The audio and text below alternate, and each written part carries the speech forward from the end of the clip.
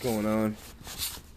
Yeah, here's a little something I was made privy to in high school, and a teacher told me this, and I will not disclose his name because I don't want him to get blood sacrificed by the Baphomet for any reason. Wouldn't want it to be because of me.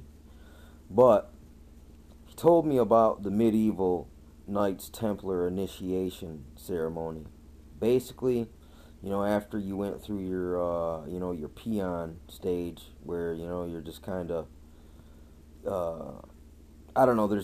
Back in the day, there's all these different rituals people made them go through to get under apprentice or discipleship of some person. This is basically one form of something you could call guruism, where a person got some kind of secret knowledge or something that's going to help you get through life or get a career or have a mission, a purpose.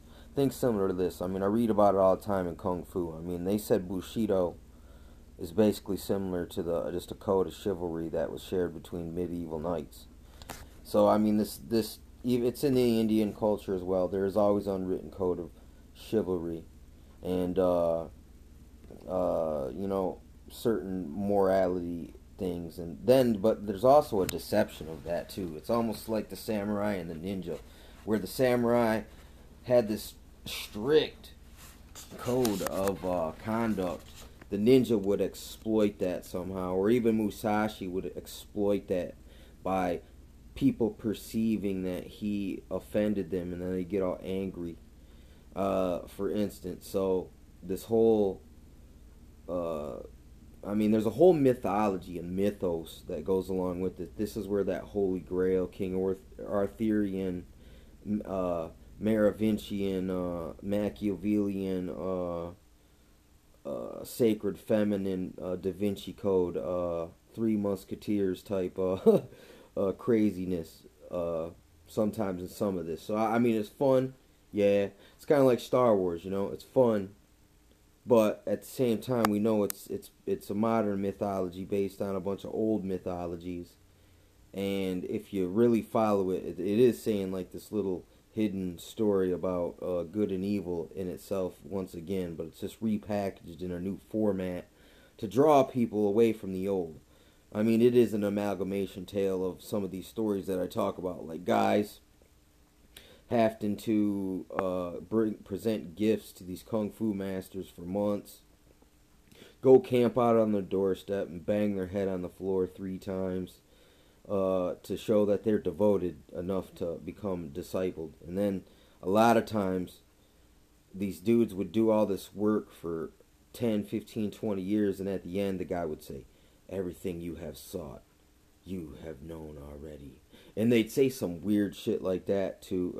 Which is kind of true, but then again, it's also a kind of deceptive and a form of mind control. But sometimes it does, like, people try so hard striving to achieve something that they don't really know what it is. In the process, they achieve and accomplish a bunch of things anyway, and they just don't realize it. And then the guy says, "You just don't." He just reveals that they didn't realize that they already knew something. But in a lot of ways, this is how they're basically just gangs, dude. Fraternities. They're just gangs, repackaged in it's a club. That's like when they say don't fraternize together. That means don't join no alliances and gangs. Because it's counterproductive it's counterproductive. It's just, it breeds things, you know what I'm saying? Corruption, basically. And this is basically where this is going about the Knights Templar initiation ritual. Well, basically, they would get this knight, who served as, his initiation process, when he went through the pimpery or hazing almost, you know what I'm saying? This is a similar custom derived from these same type of initiations. And vain oath swearing. I realized some of the Christian doctrines that we were taught since kids, it comes from the same thing, this crusade. It's popery, I'm telling you. But you swear this vain oath where now I believe this, so now I can go on and I don't have to think about it, I'm converted. They have kind of packaged it that way and gave it to us, man, and it's kind of deceptive, and it's a vain oath. They taught you to swear a vain oath. I mean, in some instances, this is what I believe. I think becoming saved or born again is a process. It's a learning process. It's a trial and error experience as well. So, I mean, the more you can get convinced that you're guilty, this is what the law was made for, to show that, look, apart from God, there is no way we could do it by our own means. That's like worshiping the works of thy hands. The same similar thing, and this is what this all, these things run in and out of each other, and I just like to keep hammering these same points home, kind of like, you're a metallurgist, blacksmith guy trying to hammer it home, man, make your masterpiece swordsmanship,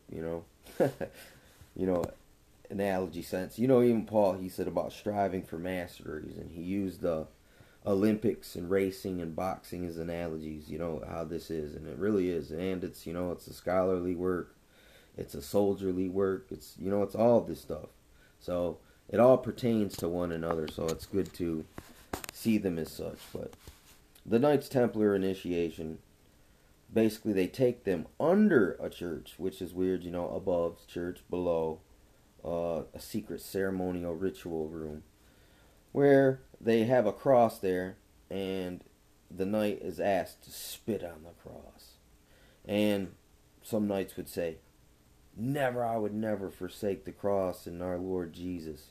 And then the guy would say, his master or his knight guy would say, you have passed the test, you have chosen wisely, you're in.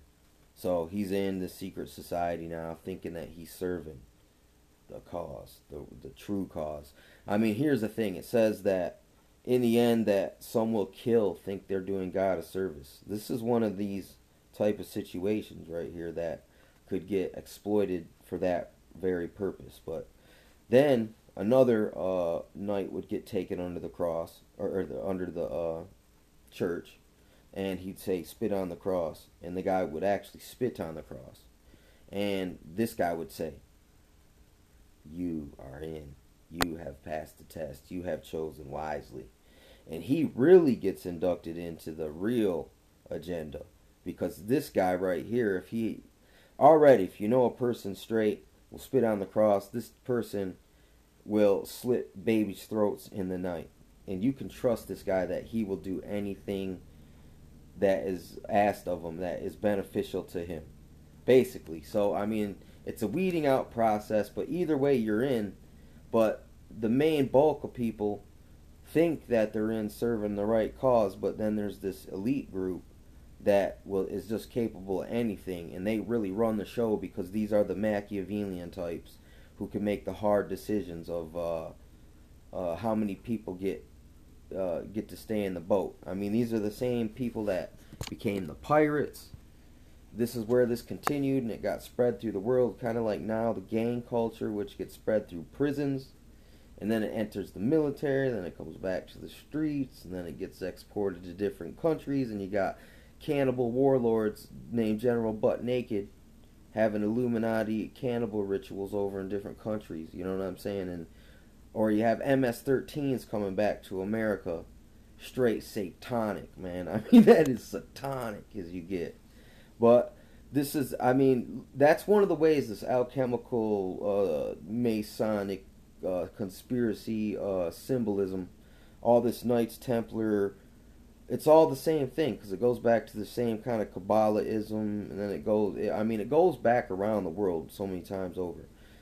Sigil magic, the workings of Solomon, demonic, goetic texts, the medieval goetic knights, the John Dee guy, that was the astrologer, soothsayer, occultist for one of the royal people over there in England. I mean, look, stuff goes on, whether you people choose to accept this or not. This type of stuff is going on out here, and it has always been used as a mechanism to spread certain radical themes on the low, which, and there's always sometimes I'm sure there was good intentions and sincere people involved right along with the sinister and the wicked and righteous getting sucked up into the same cause and deceived. And that's all I'm saying here. This is a common practice. It's the same thing in gangs. Hey, you want to represent your hood? I mean, this starts from people in schools, fraternizing, getting inducted into the same kind of this elitist, we are aware of something else that other people ain't. Like, and it becomes esoteric and occult. And it becomes a cult, basically. And you don't know sometimes that your little groups and cliques are spin-offs of these bigger, more evil, malevolent entities and groups that have existed through all-out societies. A lot of them go back to these things that we don't want no part of, like the Catholic Church.